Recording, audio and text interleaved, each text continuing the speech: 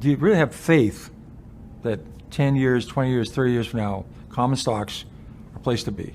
If you believe in that, you should have some money in equity funds.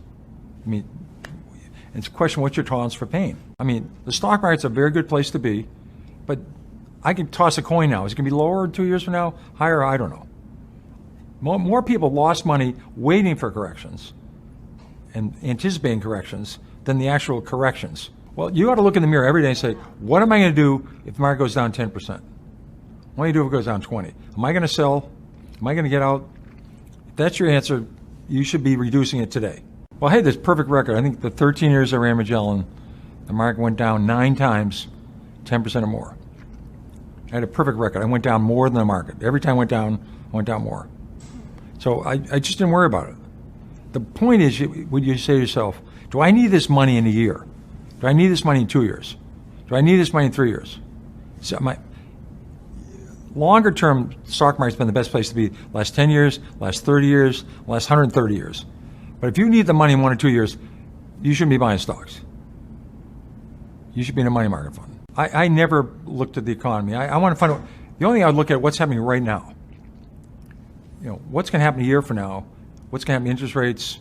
I'd love to get next year's Wall Street Journal. I'd pay an extra $1 for it. That'd be very helpful. I don't know what's going to happen in the future, but I want to find right now. Well, I think anybody that's investing in the stock market has to understand, you buy a company. These are not lottery tickets. These behind every stock, there's a company. If the company does well, over time, the stocks do well, and vice versa. You have to look at the company. That's what you're researching. That's what we do at Fidelity. That's what I do. Well, the data now is so good. I remember when we owned Nike, we had to wait for the mail to come to our library.